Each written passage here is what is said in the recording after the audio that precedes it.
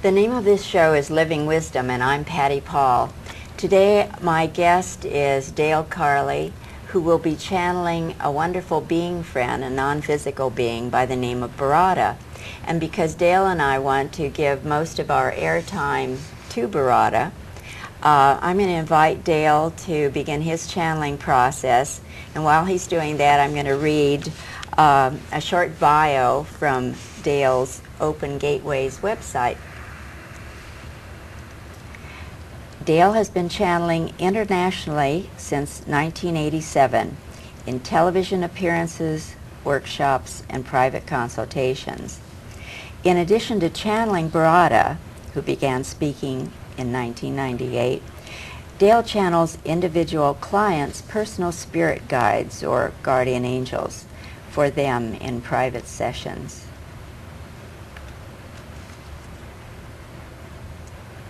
Welcome back, Baratta. Thank you. And again, I have some topics that I'd like to suggest to you and invite you to share your insights and wisdom. These are topics that are, shall we say, more serious and concern really every person in, certainly in America, if not in the world, to one degree or another. The first is a subject that I've really been examining myself personally, very carefully, looking at all aspects of it. And that has to do with ethics and integrity, honesty. There have been so many scandals, especially in America, in almost every major area, such as religion. Certainly the Catholic Church has been rocked with many scandals. Corporations, major corporations in this country that are involved in health care and communications and energy, and also government. The various kinds of issues of honesty and integrity, and what comes to mind, of course, is our involvement in Iraqi, and was that founded on honesty, or what's going on there? So let's start with that, Baratta, and I'd like your comments. All right. All right. As we have said before, what you see in your world is telling you something about you. All right. It may not be absolutely blatantly obvious, but it's there. It can be gleaned. All right. When issues of integrity, issues of trust and trustworthiness come up out there in your world, it is an opportunity for you to look at how that plays a role in your own life, and primarily how it plays in terms of your ability to trust yourself. All right? Your ability to be trustworthy for yourself. All right? Someone you can count on. You. Yes? All right. And this can affect even the most mundane activities of your life. Yes? You make a commitment to yourself to finish a certain thing by a certain time. It's a promise, yes? A promise you've made yourself for a positive reason, let's say, yes? Let's say, all right, you're going to quit smoking by this date because you know it's affecting the people around you, it's affecting your life, it could affect how long you're here on the planet for those people who care about you, etc. And certainly, it affects how long you're here on this planet to be able to be loved, to be able to learn more about love, more about the love that's inside of you. There are so many reasons, not just the health ones, so many reasons to consider stopping smoking, yes? All right. And so you make a commitment to yourself. I'm going to stop on that day. Can you trust yourself? Understanding that, yes, it's an addiction, yes, there are things that you have to go through in order to do that, yes? All right.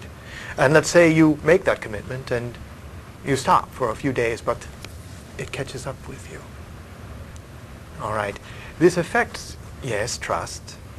It does not mean necessarily that you're untrustworthy, but it may mean that you've come up against a barrier, something that you weren't prepared to get past. All right. And then, what happens then? Do you forgive yourself? Yes. Yes, forgive yourself for not fulfilling the commitment. And then do it again. Yes, make another commitment. Something that you feel you can live up to. And this is important. Can I live up to my commitments? All right.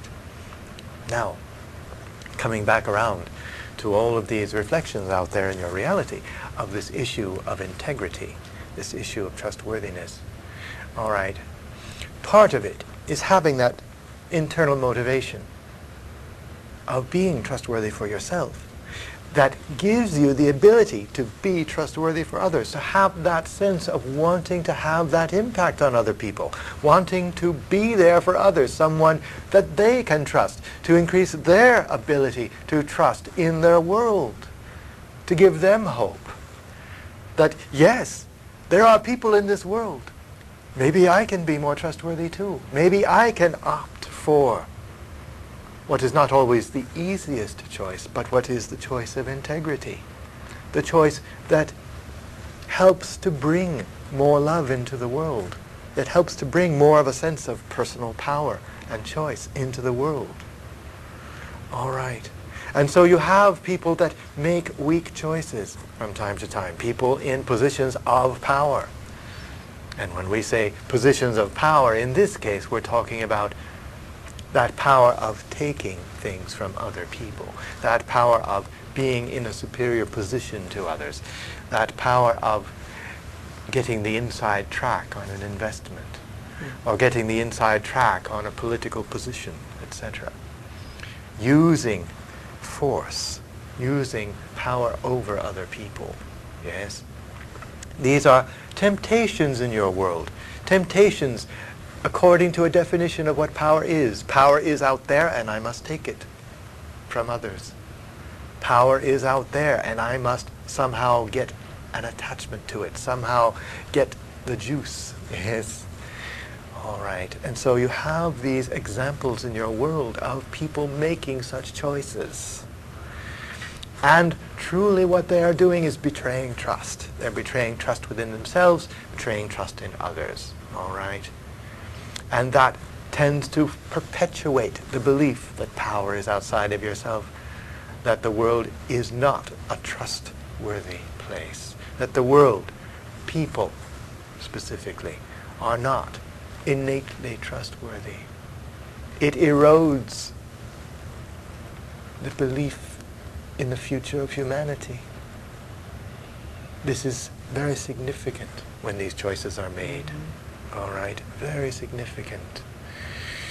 And yes, there is a belief in this war of Iraq. There is a belief underwriting it all that there is evil in the world and that it must be stamped out in order to make the world safe. All right? There is a belief that when an expediency is necessary, take it, because the cause is just. You see, that's another reason that such choices are made. The end justifies the means. Exactly. Exactly. My cause is just, and so if I step on the truth a bit, if I use an expedient, someone else said this to me, and so it must be true, and it serves my purpose, so I'm going to say it. I'm going to make it gospel, yes, so to speak. It is an expedient. It is a sacrifice of trustworthiness. And it does erode the belief in humanity. It does erode the sense of a future in your world that is more beautiful, that is more loving, that has more peace. Yes. All right, and so that is part of the chaos that's going on in your world. That is part of the examination that's happening on so many levels of what is truth. What is reality? What choices should be made here? What is the motivation? Is it simply to, yes, to fulfill a just cause? Is it simply to get power? Or is it to take more responsibility in your world for a beautiful future and to be one that makes those choices of integrity, not just for yourself, but for your world, for the future of humanity? Yes. Mm-hmm. Yes. So, just to clarify this for some of the viewers, Yes. rather than feeling helpless and hopeless when they see these things taking place in the world, or even rather than trying to find just the right guy or person who's going to do it right, according to what one feels is right, to begin with oneself and to make those choices of integrity and honesty. Yes. And to be willing to forgive yourself when you do not. Ah, right? yes, the forgiveness, Absolutely. yeah. Absolutely. Mm-hmm. Yes. But yes, the more opportunities you have, and you will have them, the more opportunities you have to make those choices, and the more times you do make those choices of integrity, not out of necessarily a place of superiority or I'm right or all of this sort of thing, but simply because that's what you wish to contribute to your world. Mm-hmm. That is a vibration, that is a resonance that has impact on your world. It spreads like ripples on the water. It goes out there and touches people and gives them hope. And you can do that. You, the individual. That is so important, because even if we don't fully understand what you're saying, perhaps we don't fully understand how that could possibly be, Yes. but to let it in that that's a possibility and to follow that path. It is a grand and rich possibility. Mm-hmm. You see, each of you, humanity, human beings, contain within you this seed of love, of beauty, of goodness, yes, of truth, of peace, yes. You contain that seed within you, and you are the blossoming of the seed. And that blossoming can take the form of making such choices. And as you make those choices, the blossom gets bigger.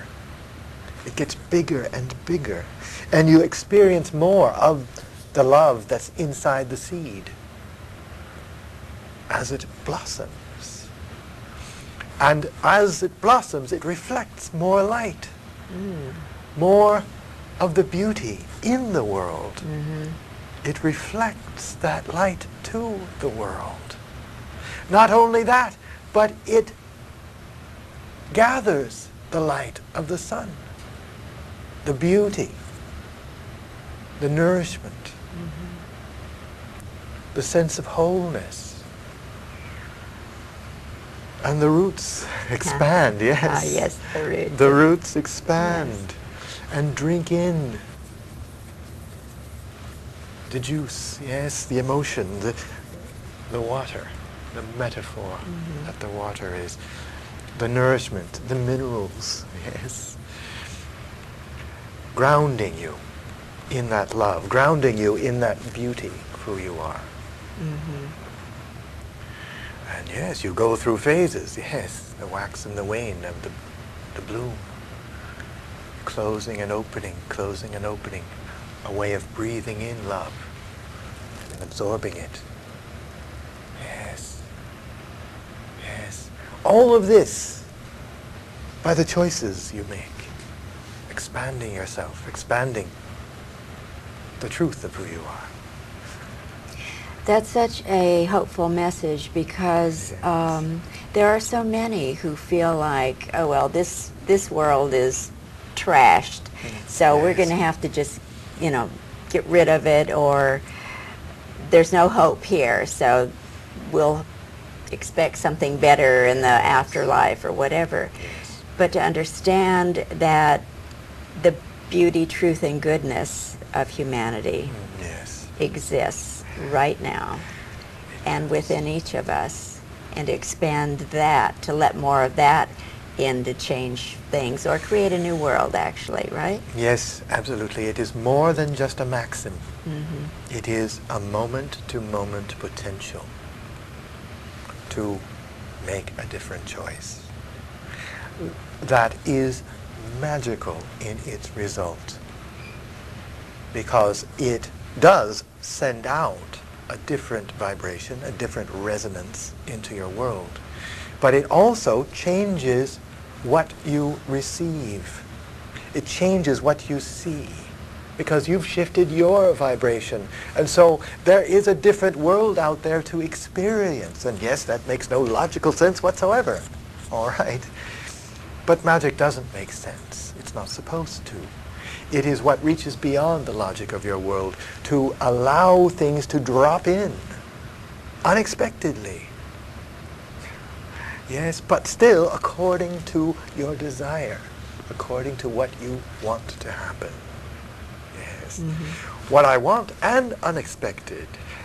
Yes. Miracles, beauty, joy, love, things that I don't know yet. Exactly. You don't know yet.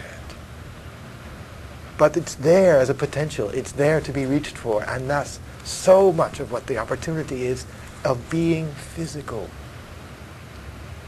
Yes, to reach for that, and to discover it. Mm-hmm. That is the adventure of life, too. Yes, it is. Mm-hmm. The adventure and the challenge.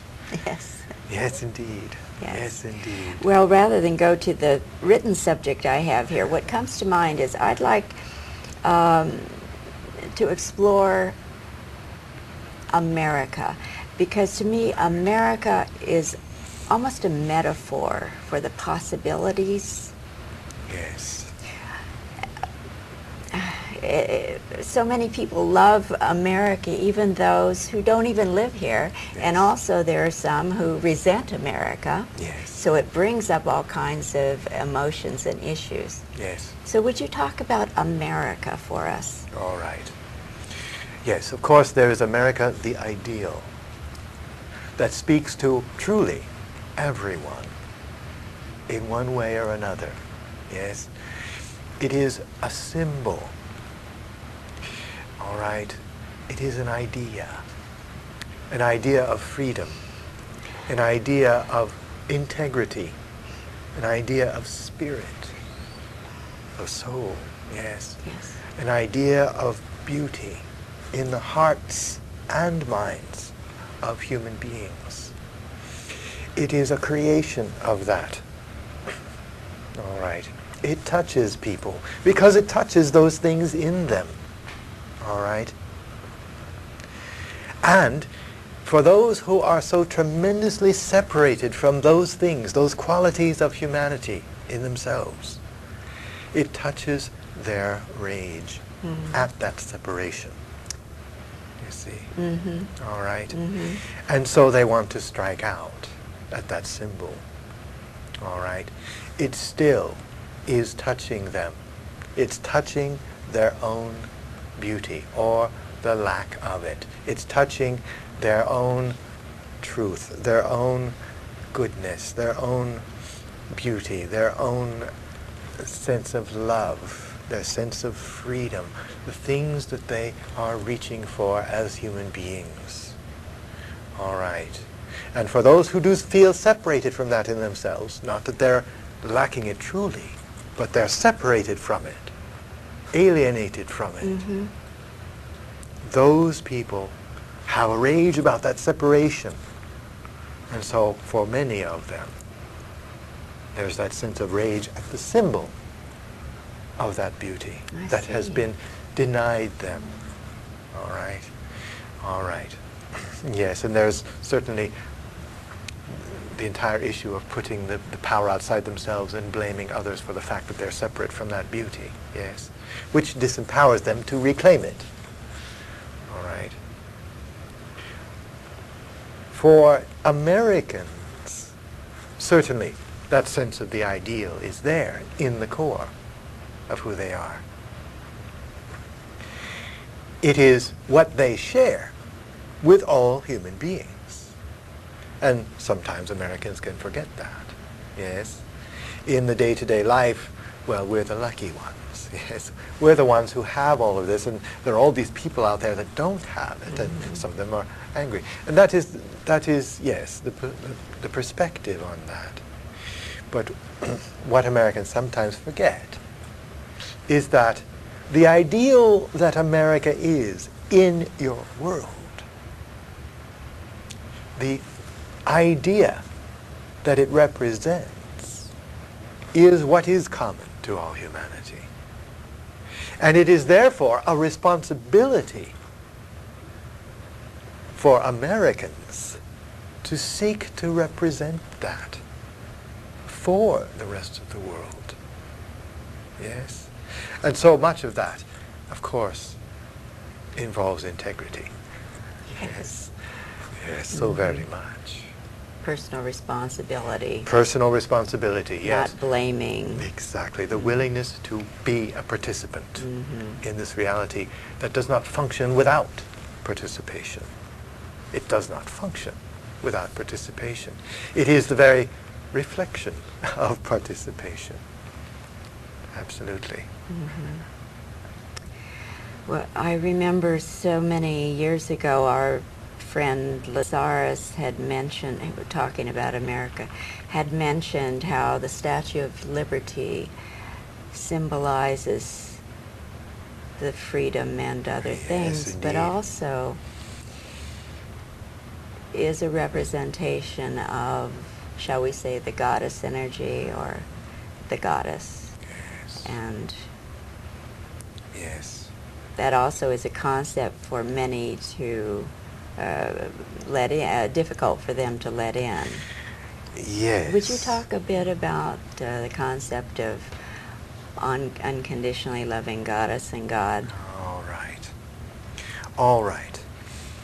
Of course, in your world there is a predisposition towards the masculine side of that. All right.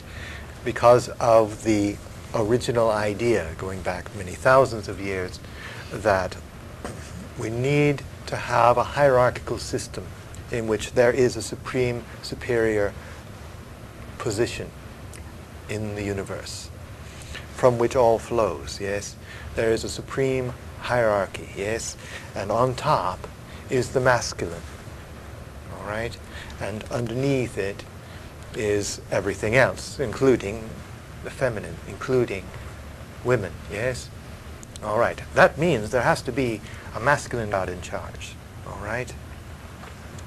That's the Father, yes? And so much of it having to do with, all right, we're children, please fix our world for us. A way of, yes, giving some power away, all right?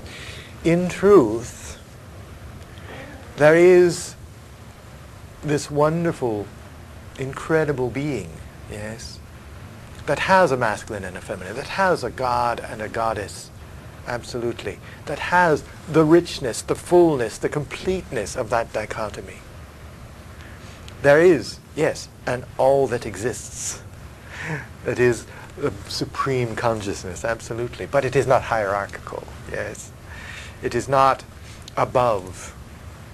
More, it is everywhere. It is all around, yes. And each of you is a piece of that. Each of you is a breath of that. Each of you represents an exploration, yes, an individual consciousness that is an exploration of existence, of life, of love, of beauty. A very unique one, each of you is. All right. But you are a piece of that grander whole, absolutely. And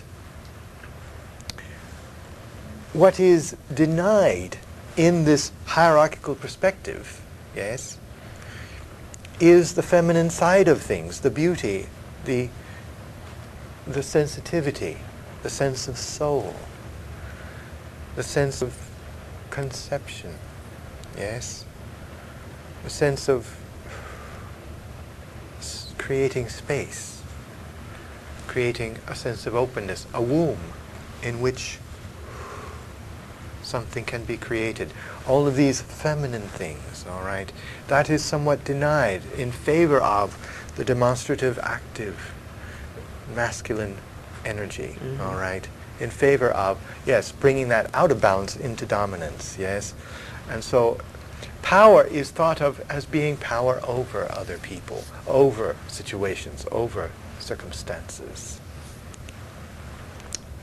In that way, then, the goddess, ultimately, and all of its expressions are denied. And she is there, yes, the goddess is there and is returning more and more present all of the time, and people are waking up to that, all right, that in themselves. And that in their I world. hate to cut you off Yes, at this indeed. point because this is a wonderful, beautiful All subject, right. but we're running out of time. All right. Time being what it is in the physical world. Yes, indeed. I want to thank you for your presence here today and being a guest on my yes. show again, Baratta. It's been quite wonderful. For those of you who may have tuned in late, Baratta is a non-physical being who is channeled by Dale Carley, the human being sitting here. You've been listening to the Living Wisdom Show. I'm Patty Paul. And if you'd like more information about anything you've seen or heard, why the closing credits will have contact information. Thank you again, Baratta.